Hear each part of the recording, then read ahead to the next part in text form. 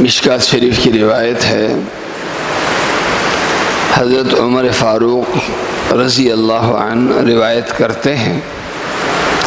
کہ جناب رسول کریم صلی اللہ علیہ وسلم نے ارشاد فرمایا، ان من افضل عباد اللہ عند اللہ منزلۃ یوم القیامہ امام عادل رفیق،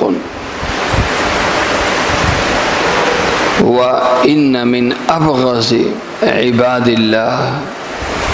عِنْدَ اللَّهِ يَوْمَ الْقِيَامَةِ إِمَامٌ جَائِرٌ خَرِقٌ۔ جناب رسول کریم صلی اللہ علیہ وسلم نے ارشاد فرمایا کہ قیامت کے دن درجے کے اعتبار سے اللہ کے نزدیک سب سے افضل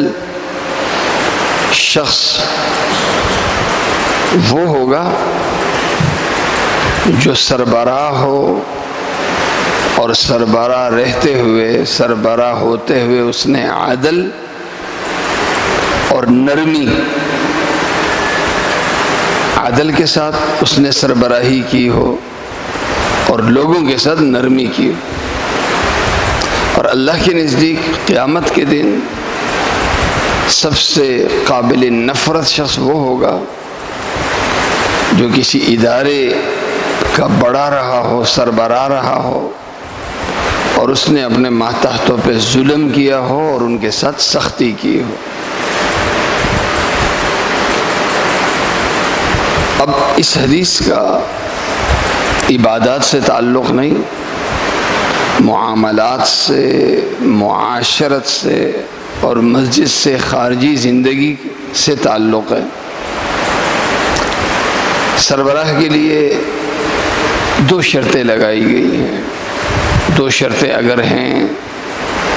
تو یہ سب سے بڑی عبادت ہے، کسی ادارے کا بڑا ہونا، سربراہ ہونا۔ اور اگر یہ دو شرطیں نہیں ہیں تو یہ سب سے بڑی مصیبت ہے۔ میں کسی مسجد کا بڑا ہوں یا کسی ادارے کا بڑا ہوں یا گھر کا بڑا ہوں یا ملک کا بڑا ہوں، میرے پاس بچنے کا ایک ہی راستہ ہے، اور وہ راستہ ہے کہ میں عدل ہر حال میں کروں، لوگوں کے ساتھ میرا معاملہ نرمی کا ہو، اپنے ماتحتوں کے ساتھ معاملہ نرمی کا ہو، وہ میرا تصور سختی کے ساتھ نہ کریں بلکہ نرمی کے ساتھ کریں، وہ مجھے ایسے ہی سمجھیں جیسے ایک بچہ اپنی ماں کو سمجھتا ہے۔